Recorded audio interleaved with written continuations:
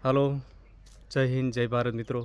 હું છું કિશન મીઠાપરા ઉર્ફે પુષ્પાભાવ. આજે મારા બ્લોગમાં આજે એક આપણે કે માણસોને કેવા કેવા પ્રકારના દુઃખ છે એ આપણે થોડું જાણીએ એક દાદી દ્વારા. બરાબર, આપણને એવું લાગે કે આપણે જ દુઃખ છે, તો પોતપોતાના દુઃખ બધાને ખબર છે. બરાબર, તો એક દાદીને આપણે મળીએ, શું કહેવા માંગે છે એમને જોડે જઈએ આપણે. ચલો.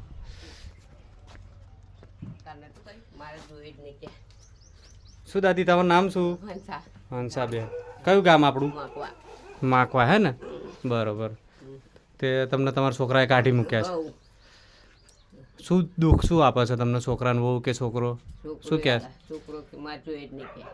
ચમ ના જોઈએ, આજ સુધી મોટો કર્યો, હા, ખવડાવ્યું પીવડાવ્યું તમે એને, તમને દુઃખ તો પડ્યું છે ને મોટો કરતા? હા, તો અત્યારે ચમ આવું કહે છે છોકરો? છોકરાની વહુને નહીં ગમતી. હા, શું કહે છે છોકરાને વહુ? શું કહે છે એ? જો દિન મરજો તો હા, કે છોકરો મારો પેદા કરેલો છે, મેં એને જન્મ આપ્યો છે, તે તો જન્મ હા છોકરો છોકરો હા એને છોકરો છોકરો ના કે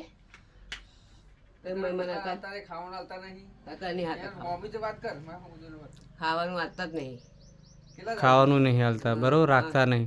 અને તાર ઘરવાળા એ તો દારૂ પીપીને મરવા, દારૂ પીપીને અત્યારે મરણ પથારિયા હોતા છે એમ ને? પથારી હોતા. બરાબર, તમે એકલા છો એટલે તમારો છોકરાને બહુ દુઃખ પાડે છે. બરાબર, વાંધો નહીં. હવે એમનું આપણા સોશિયલ મીડિયા દ્વારા કંઈક આપણે મદદ માગીએ, બરાબર, અને કોઈક આપણે તમને કહે ને તો એમને બે શબ્દો કહેવાવાળા ઊભા થાય. બરાબર, આટલા ઉંમરે શું લખાય? હા, અત્યારે આ ઉંમરે માને કાઢી મૂકવી બહુ યોગ્ય વાત નથી. છોકરો ના, હું તો હતો ઠાઠો ના કરું મારા આદમીનો. સાચી વાત છે. તે અત્યારે કેટલા દિવસથી અહીંયા આવતા રહ્યા છે? નહીં, 4-15 દિન હું પહેલી નાહી ગઈ હતી. હા, મને કે નાહી દા કે જો જીવાય તો. બરોબર, તે હું વાવડી નાખી ગઈ મારી ભજન તો. બરોબર, અહીંયા 2 દાડા થઈ. બરોબર. તો આગળ આયા પાસે એવા તો વધારે એમ કહીને તમે નહીં આવો એમ કહી બધી મારે પિયર નહીં આવ્યું, એ પણ આજે મારે પિયર નહીં આવ્યું. બરોબર. અત્યારે જમીન બમીન ખરી તમારી અહીંયા ખેતીની? કશું નહીં, કશું ઘરની ઘર બર ખરું? બરોબર, તાબારું ઘર સાપરું કરીને રહ્યા. હું સાપરામ.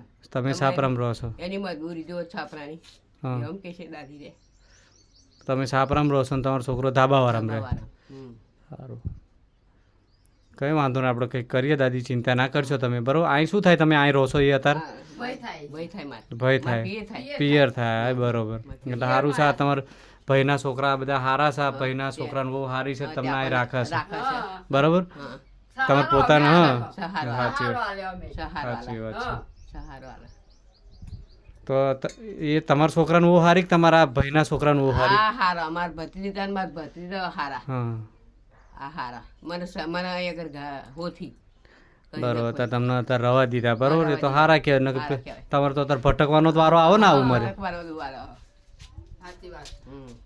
વાંધો નહીં દાદી, મારાથી જે સહાય થાય છે હું કરીશ. બરાબર, અને આ વિડીયો દ્વારા પણ જે આપણી કોઈક મદદ કરશે તો આપણે એમને વાત કરીશું, અને આપણે તમારા છોકરા એમનો સુધારે આવે એવું કંઈક કરીશું. બરાબર, ચિંતા ના કરશો.